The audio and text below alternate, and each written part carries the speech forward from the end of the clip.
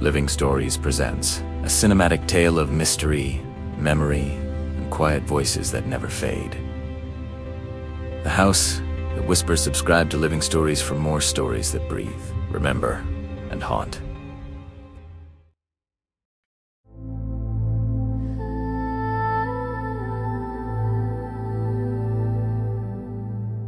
The morning felt strange from the very first moment.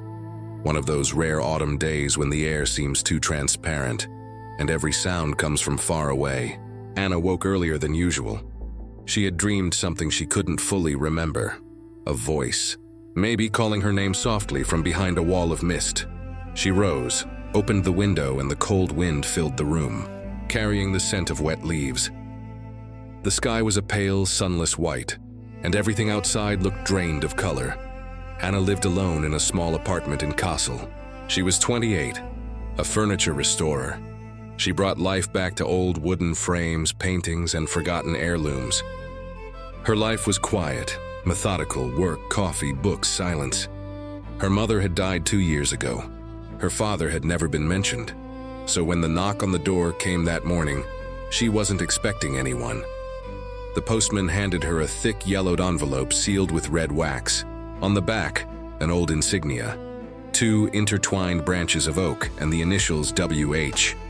"Please sign here, Frau Weiss," said the postman. Anna signed, took the envelope, and stared at it for a long moment. The paper smelled faintly of smoke and old libraries, something ancient, almost sacred. She carried it to the window where the light was strongest and carefully broke the wax. Inside was a letter written in an elegant, slanted hand. "Dear Ms. Anna Weiss, you are requested to appear at the Weissberg estate, situated near Regensburg, Bavaria, for the formal transfer of ownership of said property in accordance with the last will and testament of your grandfather. Please arrive before the end of the month. Respectfully, Karl Gottman, Notary." Anna read it twice. She had no grandfather. No one in her family had ever mentioned an estate. Her mother had always avoided any talk of the past, as if it was a closed door, but curiosity and that quiet, persistent fire soon burned through her doubt. The next morning she called her boss, requested a short leave, packed a single suitcase, and drove south. The road stretched endlessly between fading hills. The deeper she went into Bavaria, the thicker the fog became. Small road signs flickered past. Regensburg, 20 kilometers. Waldheim, 5 kilometers. Weissberg, private property. The asphalt gave way to gravel, then to a narrow winding path that sliced through a forest. The trees leaned close on both sides, their black branches like ribs. Anna turned on her headlights. The fog swallowed the light whole, and then, there it was. The house. It appeared suddenly, as if the forest had been hiding it until the last second. A massive stone mansion with a tall, crooked tower wrapped in ivy. A raven figure perched on the roof, black as coal. Anna stepped out of the car. The silence was so deep it almost had weight. Only the wind moved, carrying with it a whisper of leaves and something faintly metallic. The front door stood slightly open. "Hello?" she called. No answer. She hesitated only a second before stepping inside. The air smelled of old wood, wax, and something else. Something damp and ancient. The hallway was vast, with a chandelier that looked like it hadn't held a flame in decades. Portraits lined the walls, stern men, pale women, all sharing the same sharp features and light eyes. And then one portrait stopped her cold, a woman in her 30s sitting beside a window. The resemblance to Anna's mother was unmistakable. Her heart began to race. From somewhere upstairs came a soft creak, a single, slow footstep. "Hello?" she said again, louder. Silence. She took out her phone, turned on the flashlight, and swept the beam across the hall. The light trembled over a grandfather clock, glass cabinets filled with porcelain, and a long, faded carpet that led deeper into the house. The step came again, slower, deliberate. Anna gripped her phone tighter. "It's probably the wind," she whispered. Old houses make sounds, but deep down she knew. This wasn't just the house settling. She wandered through dusty rooms until she found what looked like an office. Heavy desk, shelves full of crumbling books. On the desk sat a folder, a brass key and a single folded note. The handwriting was the same as in the notary's letter. "Anna, the house will accept you if you accept it. Do not fear the whispers. They only tell the truth." Anna froze. Her name. No one could have known when she'd arrive, and not even the notary. The wind moaned through the chimney. Somewhere a door slammed.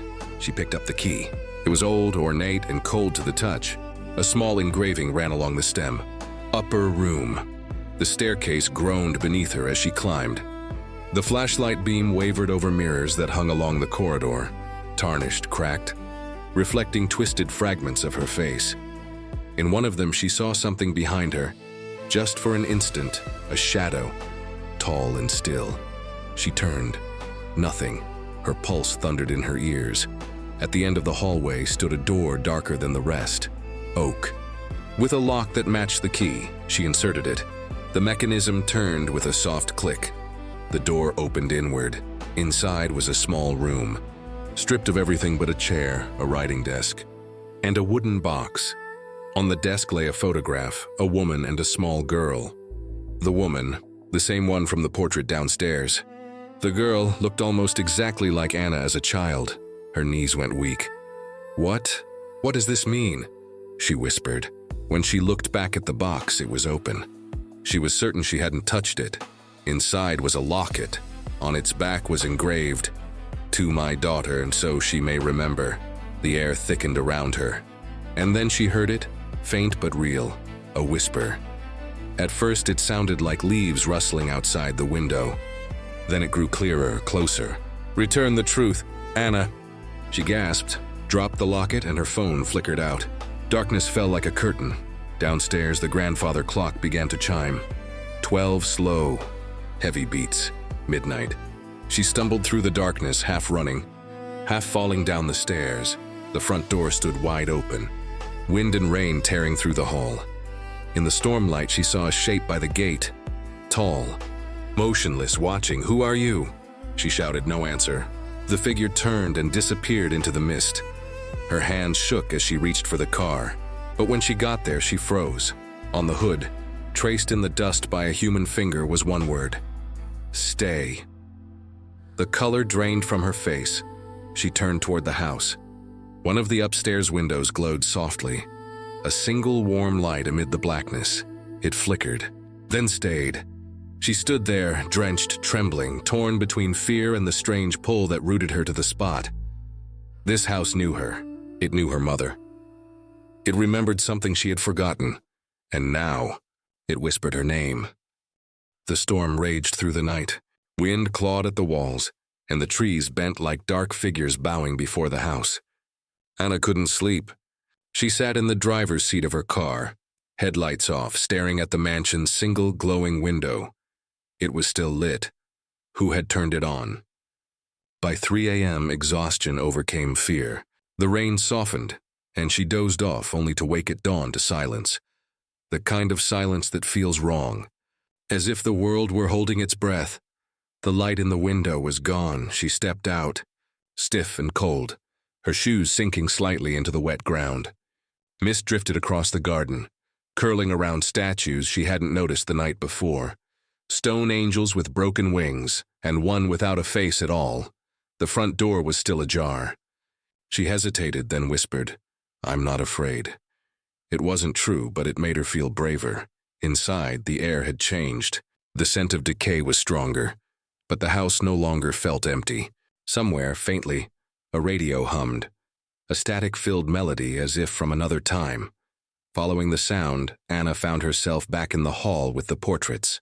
Now, dust covered the floor, but 2 sets of footprints marked the surface, hers, and another's. Someone else had walked here barefoot. Her pulse quickened. The music stopped. She climbed the stairs again, each step echoing. When she reached the corridor, the door to the upstairs room stood slightly open, though she remembered closing it the night before. Inside, morning light spilled through cracked curtains. The locket she'd dropped still lay on the floor, open, and beside it, a page torn from an old diary. She picked it up carefully. The ink was faded, the handwriting elegant, deliberate. October 19th, 1971. The voices are louder at night. They call her name Anna. I tried to tell Father, but he forbids me to speak of it. He says the walls only echo grief. Anna read the date again. 1971. Her mother was born that year. Her breath caught. Could the diary belong to the woman from the photograph, her grandmother? She searched the drawers, the corners, the shelves. Nothing else. Only the faint smell of lavender and something metallic. Blood, maybe, or rust. Suddenly, footsteps echoed downstairs. Slow. Heavy. "Hello?" She called. No answer. She moved to the landing and looked down. At the bottom of the staircase stood a man. Tall, thin, wearing an old brown suit, his back to her. "Sir?" she said. The man didn't move. She descended 2 steps. "Are you the caretaker?" Still no answer, but then the air shifted. The figure blurred, as if she were looking through heat haze, and then vanished. Only the smell of smoke lingered. Anna clutched the railing until the trembling in her hands subsided. She whispered, "You're imagining things. You're just tired." But deep inside, she knew she wasn't. By afternoon, she found the generator behind the house and managed to start it. A few lights flickered on inside the mansion, dim and uncertain. The kitchen was old but intact. A long wooden table, an iron stove, and shelves of dusty jars. She brewed coffee, trying to steady herself. Outside the window, fog pressed against the glass like something alive. Then she noticed, carved into the table's surface, faint but legible, "Don't open the cellar." Her stomach tightened. She hadn't even realized there was a cellar. Later, she explored the west wing, a corridor lined with windows overlooking the forest. In the final room, she found more photographs scattered on the floor. One showed her mother as a young girl, standing before this very house. Another showed a man beside her, dark eyes, thin smile. Behind them, written in ink, Weisberg Estate, 1980. So her mother had been here. Why had she never spoken of it? As Anna turned the photo, she felt something cold brush her arm. She gasped and spun around. No one. But a whisper brushed her ear. "He hit her." She backed away, clutching the photograph to her chest. Who are you?" The whisper came again, this time from behind the wall. "In the cellar." The floor creaked beneath her feet, and the smell of damp earth filled the air. She ran. Night fell early. The fog thickened into darkness. Anna sat by the fireplace in the main hall, wrapped in a blanket, the diary page on her lap. She whispered the words aloud. "The walls only echo grief." That line haunted her. If the voices were echoes, then whose grief did they carry? The clock struck 10. From somewhere above came the soft sound of humming. A woman's voice, gentle, almost a lullaby. Anna rose, heart hammering. She followed the sound up the stairs again. It led her not to the upper room, but to a smaller door she hadn't noticed before, half hidden behind a tapestry. The humming stopped as she touched the handle. The door was locked. She felt for a keyhole and realized the old brass key she still carried from the desk might fit. It did. The door opened slowly, revealing a narrow space, not a full room, but a secret passage. Bleeding between the walls, cobwebs hung like curtains. The air was cold, dry, ancient. She crawled inside, phone light trembling in her hand. Along the passage, faint writing covered the plaster, carved by a knife or fingernail. Words layered over words, some legible, some not. "She knows. Forgive me. The child must not see." And lower down, written in fresher ink, maybe no more than a few years old. "Anna, find the cellar." Her breath caught. The light flickered. Something moved ahead, a flash of white cloth vanishing around a corner. She followed, driven by equal parts terror and compulsion. The passage widened, ending at another door, iron-bound with a heavy ring handle. She pulled it open. A staircase spiraled downward into darkness. The air grew colder as she descended. Each step moaned under her weight. The smell of earth and mildew thickened. At the bottom, her light revealed shelves lined with jars and old furniture covered in sheets. And in the center, a cradle, empty, carved into the wood. Clara Weiss, 1971, her mother's name. Anna's throat tightened. "Mom!" Something behind her shifted. A whisper of fabric, a breath. She turned, and for a heartbeat she saw her. A woman in a white dress, hair long and black, eyes pale as moonlight. She stood at the far wall, one hand reaching toward the cradle. Then she was gone.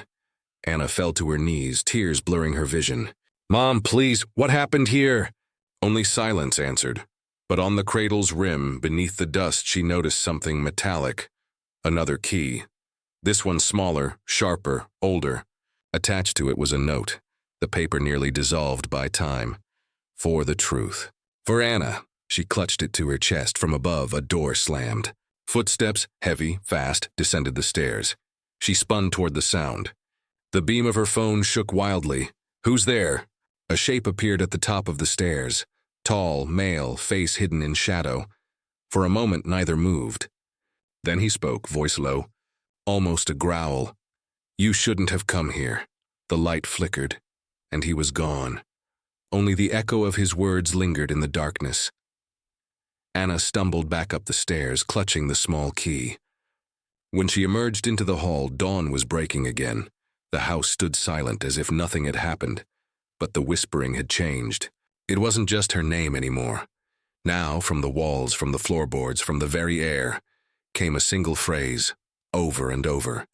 "The room beneath the stairs." Anna pressed her hands over her ears, but it didn't help. The voice was inside her now. She looked at the key. Its shape was unlike the others. Twisted, blackened, burned. Whatever it opened, it was never meant to be found. Morning light crept slowly through the broken windows of the Weisberg mansion, painting pale streaks across the dust. Anna hadn't slept. Her mind reeled from everything she'd seen. The apparition, the cradle, the voice. She sat in the main hall, clutching the small, blackened key. Every time she closed her eyes, she heard that whisper, "The room beneath the stairs." But when she looked around, the house appeared lifeless, quiet, still, indifferent. She forced herself to move. She checked every stair, every wall panel. Hours passed. Nothing. Then, just as she was about to give up, she noticed it. A small gap between the steps near the landing. A seam barely visible beneath layers of dust and age. She knelt, ran her fingers along the edge, and felt a draft of cold air. A hidden door. Her pulse quickened. The small key trembled in her palm as if drawn to the lock. She inserted it. A faint metallic click echoed like a sigh from the house itself. The wooden panel shifted inward, revealing a narrow staircase spiraling down into darkness. No light, no sound. Only that faint, ancient smell of stone and moisture. She turned on her phone's flashlight and descended. The staircase ended in a low chamber. The walls were brick, sweating with condensation. Wooden beams crossed the ceiling like bones. At first it seemed empty, just broken furniture, boxes, and dust.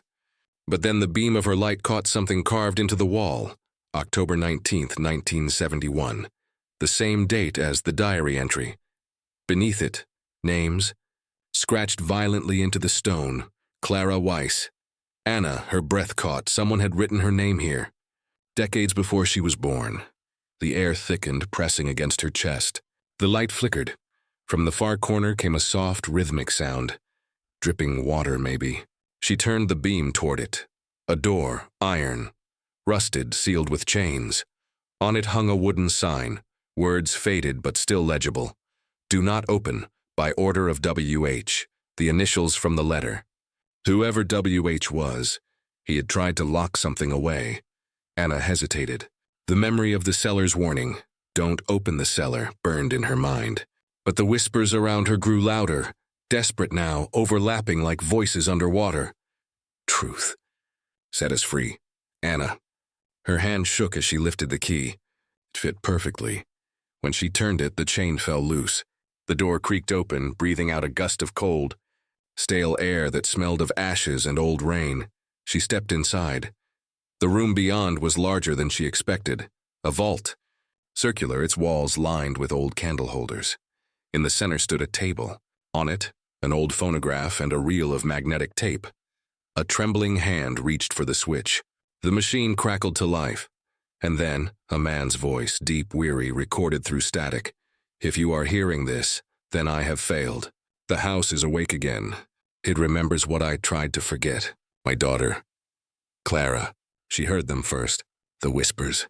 The house called to her through the walls. She said they spoke in my wife's voice, though my wife was already dead. I thought it madness. I locked her away for her own safety. But the walls, they don't forgive. Anna froze. The voice hesitated, then continued, heavier, breaking apart. She gave birth in this house. A child, I don't know how or to whom. They said it wasn't possible. But she said the house chose the child, a vessel for what remained. I buried them here. I buried the truth. The recording ended with a final whisper, almost too soft to hear. Forgive me, Anna. The tape spun into silence. Anna stumbled back. No, he had said Anna. But if the recording was from decades ago, how could he know her name? The air grew colder. The candle holders rattled. The whispers began again, louder, furious now. You were born here. You are the child. He hid you from her. Anna pressed her hands to her head. Stop, stop! But the room seemed to tremble. The walls wept moisture, and from beneath the floorboards came a deep, muffled sound, a heartbeat. She turned to run. The door slammed shut behind her. The lights on her phone died. Darkness swallowed everything. She could still hear the heartbeat. Louder now, rhythmic, human. Then the faint glow. From beneath the table, Anna crouched. A loose floor tile, she pulled it free. Inside was a small wooden box wrapped in a child's blanket. Yellowed with age, her hands trembled as she opened it.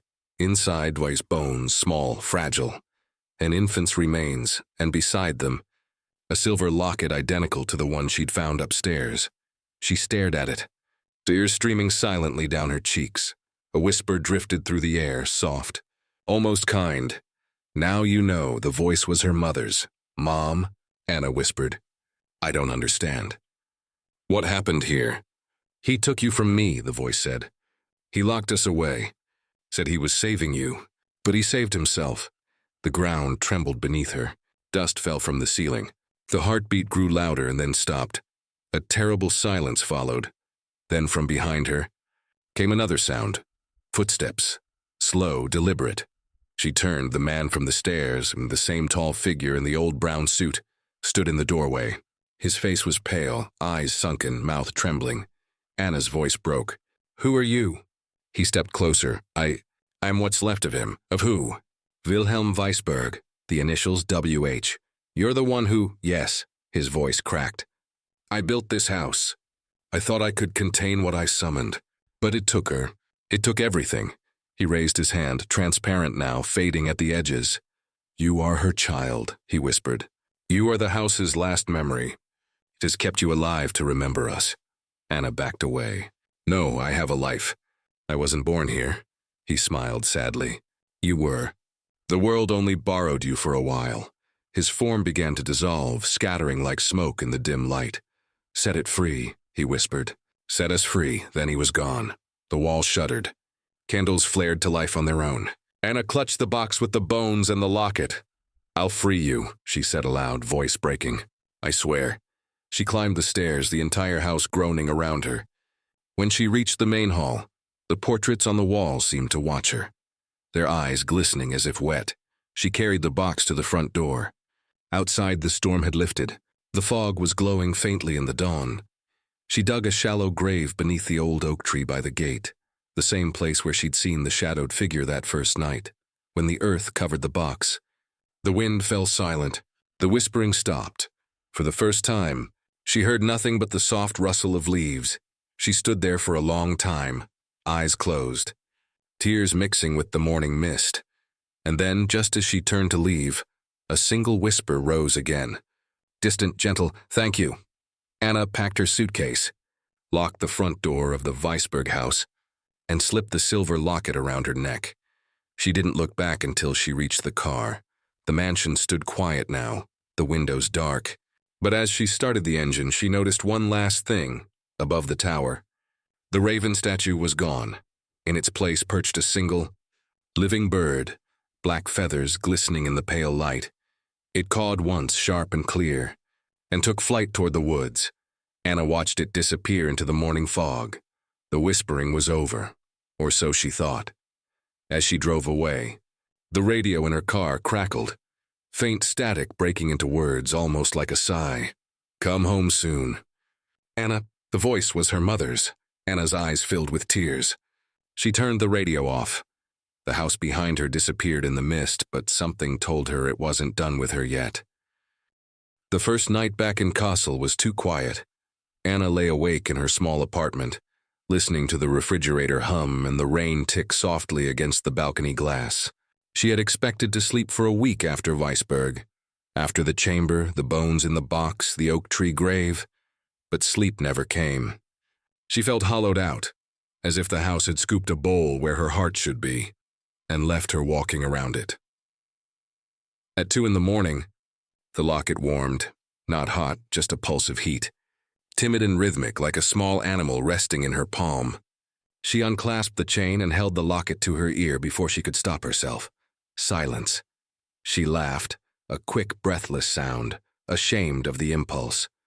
"I buried you," she whispered into the darkness. "I gave you peace." The locket answered with a tiny click, not metal, not mechanism.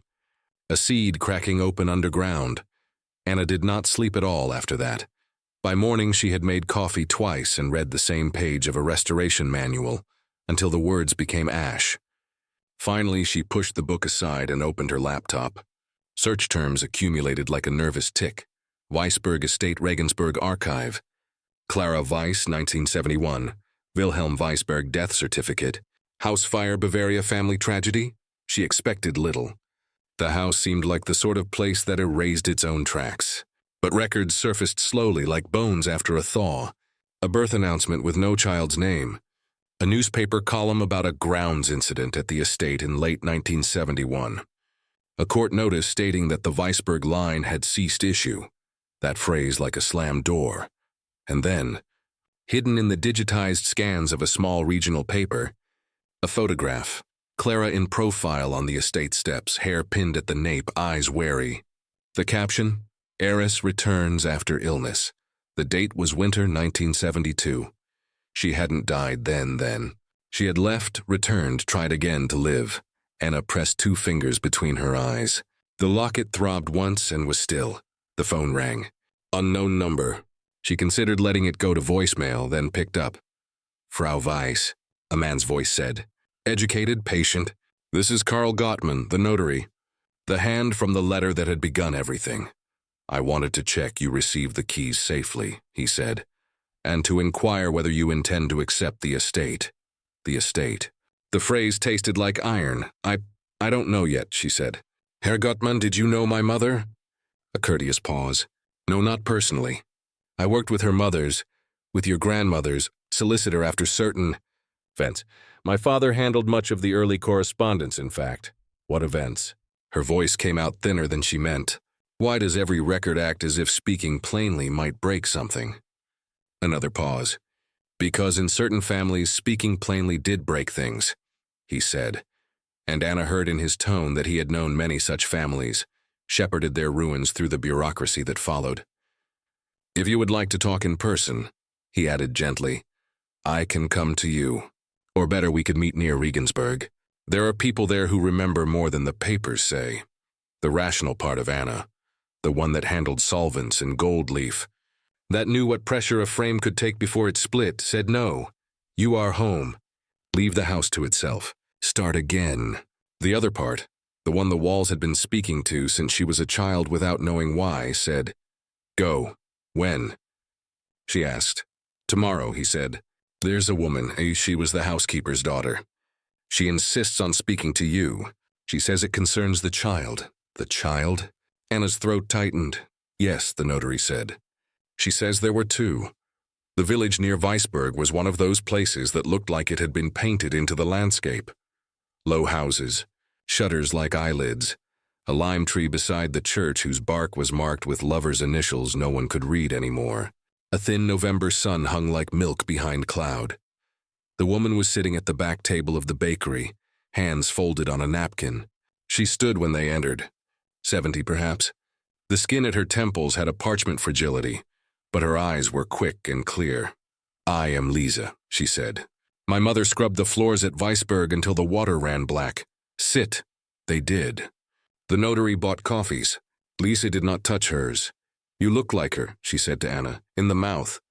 "Not the eyes." "The eyes are his, Wilhelm's?" Anna asked. God save us from men who think bricks can hold grief. Lisa looked out past Anna's shoulder as if the house would be visible through the bakery wall. He built it to keep his dead wife in. He said the walls would remember her voice. He invited men from the university. They measured things. Sounds, air, the way rooms talk to each other when you stand between them. They called it resonance. Your grandmother called it sin. My grandmother, Anna swallowed. The word felt like a line thrown across cold water. Tell me about Clara. Lisa's look softened. She laughed easily when she was allowed. She fed the cats by the back steps and saved the best bread for the kitchen girls. She was not weak. The weak cry loudly. She did not. But the house made her listen at night. The first time I heard her, I thought she was singing. Then I understood she was trying to drown the other voices out. The whispers. The house has good hearing, Lisa said, but poor understanding. It hears every grief the family ever had and speaks them back all at once, like a child reciting. Your great-grandfather believed he could teach it meaning. People like that do not notice whom they trample while learning. The notary cleared his throat, a paper-thin sound. Lisa wanted to speak to you about the children, he said. 2, Lisa said. Twins. Your grandmother carried them through a summer that never cooled. We hid it as best we could. From the papers, from the cousins, from the man with the tape machine. Wilhelm knew, but to know is not always to protect. He told us the house would keep the babies safe. He told us that over and over, like a prayer. Anna felt the locket lift once against her skin, as if a small hand had pressed outward. One was born dead, Lisa said. A little boy. We washed him and wrapped him and put rosemary by his head. We told Clara he was sleeping because the truth is not a thing you can give a mother in one piece. The other, a girl, came quiet and then screamed like something being pulled up from a well. We all cried then. Even Wilhelm.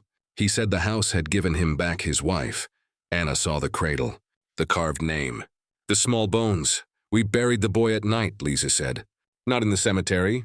Clara said the house would not let him go if it learned his name. We took him to the oak. The earth there was soft and easy. We went back inside with mud on our shoes and the house knew anyway. And the girl? Anna asked, although she knew the answer was inside her body already, written on the underside of her skin. We gave her a name that wasn't hers, Lisa said.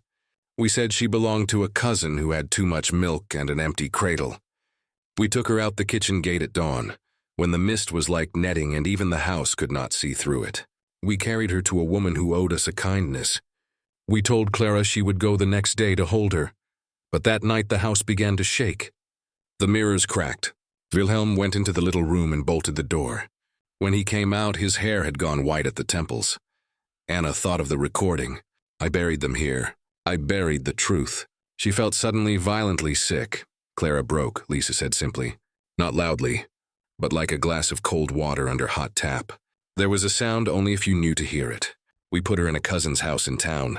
Later there were papers to say she had separated from the family premises for health. You know the sort of words men write when they are ashamed of what they did and wish to be congratulated. For admitting it, she came back, Anna said. There's a photograph. 1972. She did, Lisa said. She stood outside the door, and the house breathed in like a sleeper about to speak. I shut it with both hands and told her to go to the kitchen. We gave her soup. I told her the girl had been taken far away. I lied because lies are sometimes the only fairies we have. And my mother? Lisa blinked. Child, I have told you about your mother. Anna's body ran cold and hot in the same instant, like stepping into a river. Clara is my mother. You mean, you came back in later years wearing the wrong name, Lisa said with a small, sad smile. You lived a good life in another house, so that is not a lesser truth. Truths are not oats to be counted in hands. She fell quiet, and the bakery around them reasserted itself. The scrape of a chair, the bell at the door, a child asking for a pretzel in a whisper big with hope. Lisa reached across the table and touched Anna's wrist. But there is another thing I have to tell you, and it is worse. Anna waited. She could not feel her fingers. Clara went back once more, Lisa said. A winter, the one the river froze and men played soccer on it. She went alone. I did not know until it was done. In the morning, the gardener found smoke licking out the kitchen window. Not flame, smoke only. When I went in, the house was humming, like a monstrance full of bees. Clara had taken a chair into the upper room, the one with the little desk. She had written on the walls in red chalk. She had written your name again and again, and when she had finished, she lay down with her head against the floorboards as if listening to a heartbeat, and she did not lift it again. The bakery blurred. Anna felt as if she were looking at the scene through glass, as if it had been set behind a museum rope. She died? Anna heard her own voice from a distance.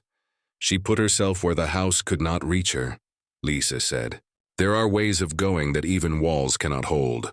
We buried her in town, quietly. Wilhelm tried to dig her up to put her on the family hill, but we locked him in the pantry until he forgot why he wanted to. "The grave," Anna said. "Where? I will take you," Lisa said. "But first you must decide if you want to go back to the house." The notary spoke for the first time in several minutes. "It would be cleaner to sell it to the state," he said softly. "They will make it a landmark. You can box your grief in plaques and guided tours, and no one will ever have to go into the cellar again." "No," Anna said, and was surprised at the steadiness in her voice. "The house is a child who learned the wrong language. Kept repeating what hurt because no one taught it anything else. I have to go back and teach it how to let go." Lisa's eyes warmed, and for a moment Anna saw the young woman she must once have been, mud on her shoes, rosemary in her apron pocket. "Good," she said simply.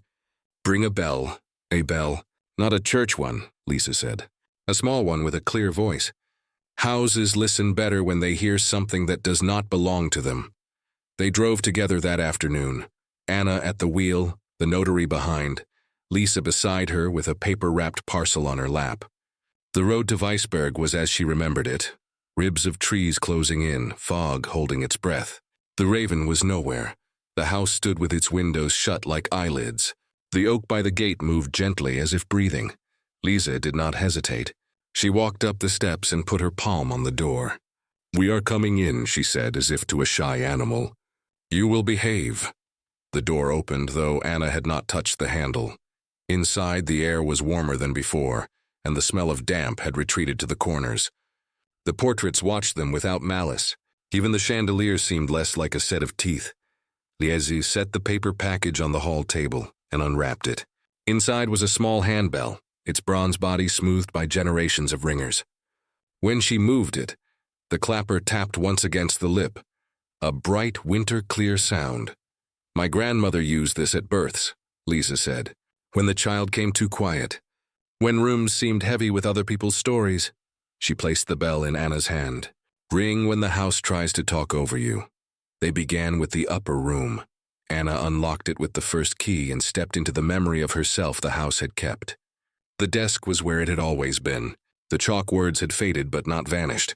Her name repeated down the wall like a rosary. She read them all aloud, not as an incantation, but as if reading out the names of the dead on All Souls' Day. When her throat thickened, she rang the bell once, and the sound cut a clean line through the room. The air lightened as if a window had been cracked in a train. In the secret passage, she traced with her fingers the scratched phrases. "Forgive me." "The child must not see." She spoke back to them. The child saw. The child lived. "You were afraid, but fear is not a god." The house flexed around her, wood setting in its joints. In the cellar, she lit 3 beeswax candles and set them in a triangle on the stone floor. Lisa sprinkled salt in a slow, careful circle. The notary said nothing, held the lamp, and more than once shut his eyes like a man at a bedside. Anna set the second locket beside the first, the twin pendants catching candle flame and throwing it back as if they contained their own light. "I know your names now," she said. "I know how you were carried and who carried you. I'm not leaving you under a staircase in the dark." "No one is." She rang the bell. A noise answered. Not a voice. A huge architectural sigh, as if 30 years of damp had decided to lift at once. The iron door moaned and swung fully open, though no hand touched it. The whispering rushed in then. Not the old chaos, but a single strand of sound, like a ribbon thrown from a balcony. On it rode a voice she knew from her earliest memory, though that memory had had no image attached to it until now. "Anna," Clara said. Anna closed her eyes. The bell hung silently from her fingers. "I'm here," she said. I'm late. But I'm here. I couldn't make it stop, the voice said. I kept trying to take a piece out of it, and it grew two more. It is hard to teach walls the meaning of mercy. We'll teach it together, Anna said, and then we will tell it goodbye. You have your grandfather's mind, Clara said, with a smile in the words and no bitterness. Teach it to be kind. Stay, Anna said, and the plea surprised her. She had come to let go and found the child in her still wanted to keep, or go where it doesn't hurt. I will follow either way. The bell rang once without her hand moving. A small, delighted sound, like a laugh from the corner of a room. The candles guttered and flared again. In their light, dust rose in minute flocks and drifted toward the door, then up, then out through the stairwell like a reversed snowfall. The house seemed to breathe out a winter's worth of stored words. It felt clean. Outside, Lisa said softly. They carried the candles and the two lockets to the oak. The grave Anna had dug was still a bruise on the earth. She knelt and added the lockets carefully, clasp to clasp, and covered them with the good brown soil. Over them Lisa planted rosemary, pressing the herb in with tender thumbs. So it will remember, she said. But gently. Is that all? The notary asked. And in his voice was the astonishment of a man who has seen institutions toppled by paper, but never by a bell. No, Anna said. There is one more thing. They went back inside. Anna climbed to the third floor, to the locked door she had not noticed on any of her other walks, perhaps because the house had not wanted her to notice. She tried the burned key. It turned. The room beyond was small, with a window that faced the forest and a wooden cradle cut from the same pattern as the one downstairs. On the windowsill lay a notebook bound in cloth. When she opened it, the first page was addressed to her in a tidy hand. For when you are old enough to hear without being swallowed, it said. For when the house has learned to whisper instead of wail. The pages were letters. Some were short, a single memory of a day. Some long, a whole season folded into paragraphs. Clara had written them in the hope that a future existed in which reading them would not hurt more than not reading them. She had written about apples that tasted of iron and roses that grew where they shouldn't, and the night she felt her daughter kick against her hand and said aloud, "Hello, little story," because she hadn't yet dared a name. Anna sat on the floor with her back against the bed and read until the light failed. Lisa sat in the corridor and hummed the kind of tune with which women make work go easier. The notary went out to phone his office and, when he came back, looked at Anna through a doorway with a tenderness that made her want to cry, and also not cry. When she finished, she closed the notebook and held it to her chest. "I will keep the house," she said without looking at anyone. "But I won't keep it as a reliquary. I will open the shutters. I will fix the roof. I will strip the paint without stripping the ghosts. I will let people in, not tour groups. People who need a place where their grief can be heard without being repeated back wrong. The state will not understand that," the notary said. "I will teach them," Anna said, "with invoices and schedules and tea. And if they won't be taught, then I will do it without them. The house will like that," Lisa said. "It has been alone too long." They slept that night in 3 different rooms, doors open, a line of sight from bed to bed like string. The house breathed evenly. Sometime before dawn, the bell in Anna's pocket rang once, so soft she dreamed it was a bird tapping at the glass. Winter came down in earnest. Anna moved between Kassel and Weisberg, as if traveling between lungs. She worked on commissions in the city and learned the house's timbers by heart. She hired roofers who did not scoff at rosemary. She met with a woman from the university who studied acoustic memory in historical spaces, and who listened to the walls and said, with glee and gravity, "This place hears at 63 hertz like a cello." Anna told her the house was learning words again. The woman nodded and wrote that down too. On the first advent, Anna polished the little bell and hung it by the front door, within reach of any hand. People began to come, not because of a sign, there wasn't one, but because grief hunts for itself the way water finds a slope.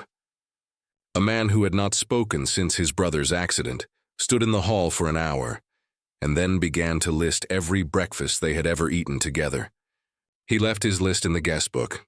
2 sisters who had not spoken to each other for 5 years cried in the West Wing and came out with red noses and a plan for New Year. A woman took one look at the portraits and said, I forgive you." And the chandelier made a noise like metal remembering sun. The house did not whisper much, but when it did, it sounded less like a chorus and more like a single breath. On Christmas Eve, Anna made tea for herself and for the air. She read aloud from the notebook.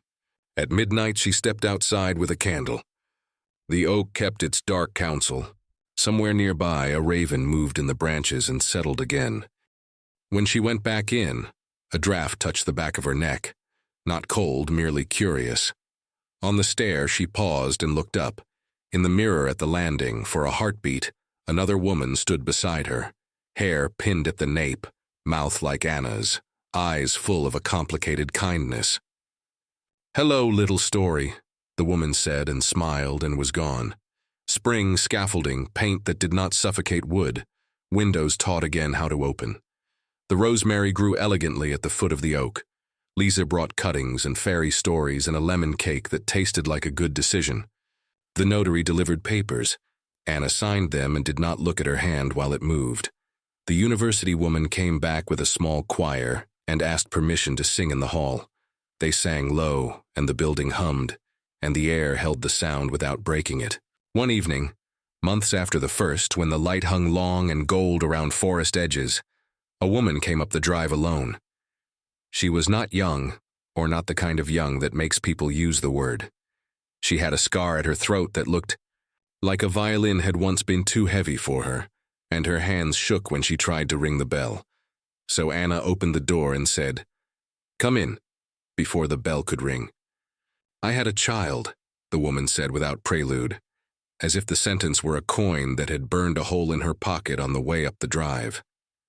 "I lost her at 12 days. The hospital kept calling it a miscarriage because it is cheaper that way.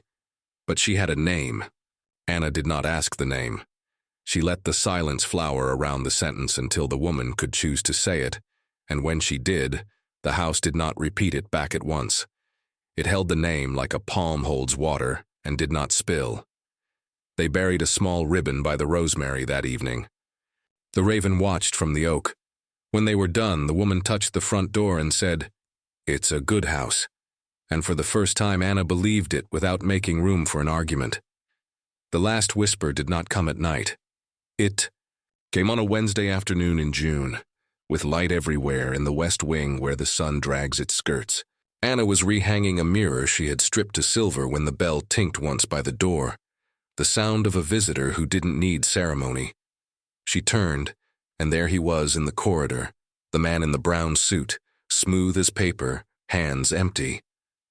Wilhelm Weisberg, less like smoke now, more like a photograph that has finally decided which exposure to choose. Anna did not flinch. "Hello," she said, as if to a tradesman. He looked past her into the room, at the mirror, at the light. "You made it listen," he said, marvel and rue braided in the words. "I tried to make it remember. You made it listen." "Remembering without listening is not memory," she said. "It's only noise." His mouth bent in agreement. He looked thinner than before, not in the way of hunger, but in the way of paper that will not be written on again. "I did harm," he said, the way men say finally what must be said when there is no longer time to eat around it. "I loved the idea of a voice more than the mouths that had to make it." "I am sorry." "I know," Anna said, "and I am not here to decide what you deserve." He nodded, grateful for a mercy he had not asked for. He looked toward the staircase, toward the place under it where a door had been and was not anymore. He lifted his hand, then let it fall. "May I go?" he asked. It was the softest thing he had said. "It isn't me you're asking," Anna said. "But yes."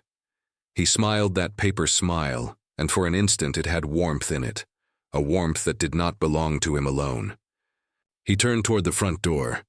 As he passed the bell, it rang once without hand, a clear small note. The door opened. Light flooded the hall. He stepped out into it and did not cast a shadow. The house exhaled. Anna set her palm on the wall. The lime wash was warm.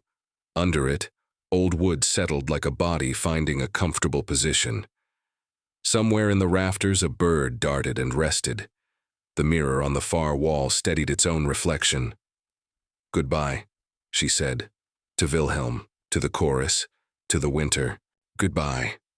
The house answered, not with a whisper, not with a word, but with a quiet she had never heard from it before. It was the quiet of a room after laughter, of hands folding a sheet, of a child sleeping with its mouth open and unafraid. Years later, though it was not so many years as that, the sign at the end of the drive read not Weisberg Manor, but Haus zum Flüstern, in a hand that looked like it had been taught manners and permitted mischief. The rosemary had become a hedge. The oak did what oaks do, grew and forgot and remembered. On some mornings the raven came down and walked the gravel like a small minister on his rounds. People still came. They sat in the west wing and told long stories that were mostly silence. They left books of names. Sometimes they left nothing at all and came back the next day and left less than that. Sometimes Anna read from the notebook. Sometimes she only polished the bell. Once a small girl came with her father. She wandered ahead while he parked and put both hands on the front door as if feeling a heartbeat. When Anna opened, the girl asked, "Does the house talk?" And Anna said, "Only when it needs to." And the girl nodded as if that were the only sensible arrangement for a house. That evening, when the visitors had gone and the cups were washed and sun slid away toward the forest, Anna went to the upstairs room where the desk still sat, and the chalk words had been washed but not erased, not entirely. She took down the notebook and added a page. "We taught it a new language," she wrote. The first word was enough. The second was rest. The third was stay, but now it means you can stay if you want to, and you can go if you want to, and neither will be a crime. She set the notebook on the sill and looked out. The forest breathed. The roof chimed a little in heat. Below, someone rang the bell by the door. Once, in thanks, she thought, or greeting. Anna pressed the locket to her mouth and closed her eyes. The warmth that answered was not heat, not pulse. It was the sensation of a hand smoothing the hair at the back of her head, the way a mother does when she isn't trying to fix anything, only to say, here I am, enough. "Good night," she said. And from the walls, from the beams, from all the places that had learned at last not to repeat grief, but to carry it gently, there came no whisper at all, only a clean, steady silence, as generous as light.